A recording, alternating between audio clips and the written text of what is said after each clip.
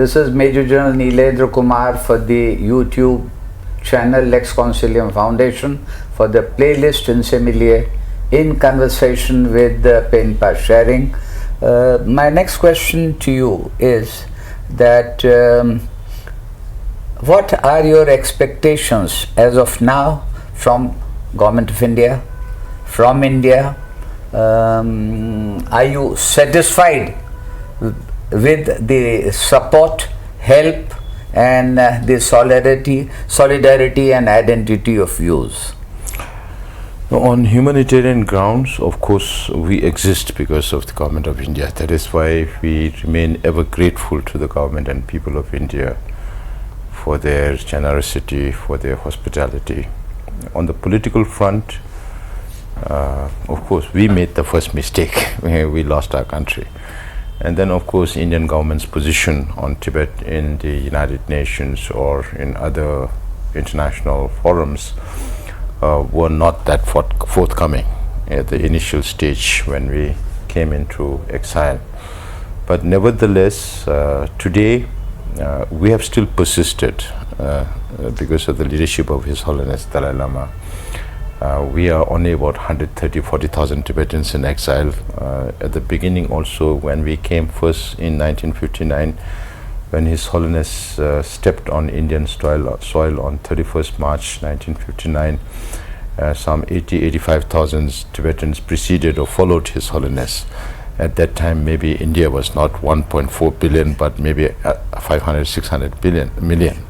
So if Tibetans have been scattered in the whole of India, then we would be speaking some other language, not Tibetan language. So since that time, we have come a long way. And mainly because of Indian government support. So even today, we have fared well in providing education to the Tibetan diaspora community. All the Tibetan children are educated. So on those regards, we have done pretty well. But on the political front, of course, I'm nobody to advise the Indian government. I've always said that. But at the same time, we say when there are now a lot more things on the table, then it's also the time to recalibrate. You cannot think only on the old format of how things used to run. And I'm sure there's also this realization that the resolution to the Sino-Tibet conflict has India very much in its sphere of influence, So India is very much a huge stakeholder in this, and we would expect India to be more vocal in times to come, and maybe also recalibrate their thinking based on the now the new geopolitical dynamics that is happening around here. US-India relation is growing very fast. That's a good sign, because whether we'll admit or like it or not, it is a fight between ideologies of democracy and authoritarianism. So given that perspective, it's natural for democracies to come together, and China, being the biggest bully, will also bring all other smaller bullies on their side. So whether it will become a multipolar world or a bipolar world, I think things will shape up in the near future, because everything is so fluid right now. Very well brought out by Sikyong, that geopolitical considerations and realities, they need to be appreciated. Perhaps policy needs to be recalibrated. There could be need to be more vocal, and the realization that the democracies for the rule of law have to stand together, well, that says it all. And I'm sure that people who matter would listen to these words very carefully and decide. My next question to you is that in our neighborhood and in East Asia, there are a number of countries with sizable Buddhist population, and I have in mind Japan, say Korea, Thailand, and very many others, including Sri Lanka. In your frame, do you have scope or a need for greater interaction for the between them for the Tibetan cause. How do you look at it? Now,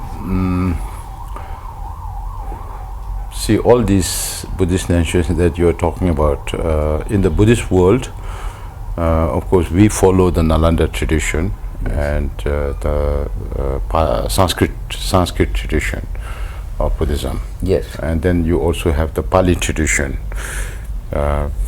Some call it Mahayana and Yes. Theravada. So the Mahayana practitioners are Tibet, and through Tibet's influence in Mongolia, the Russian republics of Kalmykia, Buryat, Tuva. Then of course Japanese also practice Mahayana, Chinese and South Koreans and Vietnam. Yes. These are the Mahayana, Yes. or the Sanskrit school of Buddhism. Then you have the Pali schools, which are Sri Lanka, Burma, Thailand, Laos, Cambodia, these countries. Now, all the countries that we are talking about are based in Asia, and they are surrounding China. And because of China's economic power, not only on religious issues, even on environmental issues, which is so very important for their own livelihood and sustainability, they are not able to speak about it to the Chinese government. So it is very, because His Holiness is not given access to visit these countries in Southeast Asia. In the mid-60s, in 67, His Holiness visited Japan and Thailand and some countries in Asia, but after that he could never. Of course, Japan His Holiness visited many times, but not in Southeast Asia. So, of course, there are Buddhist institutions that have gone to this Singapore and Thailand, Vietnam. Now it's spreading slowly. Yes. So those things are happening, and we are also trying to build, on His Holiness advice, invite Theravada lamas to come and visit our monastic institutions, have dialogues and see for themselves as to what we are studying. So all those interactions are there. Many students, many followers come from Korea, from Vietnam, Thailand, all these Southeast Asian countries to listen to His Holiness. And we are talking about some 250 to 300 million Chinese Buddhists who are devoid of Buddhism. And they look at Tibet as a source of inspiration to study Buddhism, just like others in the area. So that is very much there. But to take a political tone out of that is very difficult right now because of China's for the reasons influence that you have indicated. But then there are also now cartographic aggression that China is doing in the South China Sea with its, problem with Philippines and Malaysia and Vietnam also joining with Philippines to express their displeasure with China's 9 dash lines. So all those are very much there, but we are not able to penetrate as much as we would have liked the to. action is in hand. Yeah, and governments are also very careful, because last time, if you remember, a few months ago, one Sri Lankan Buddhist monk offered the relics of Buddha to His Holiness the Dalai Lama, and he had to come from Sri Lanka to Dharamsala to hand this over. And he also mentioned the fact that the Chinese government didn't like this. So anything to do with His Holiness or Tibet, it's always the governments receive what we call as love letters. And so we also tell the world that we are very thankful to the Chinese government for being our best publicity agent.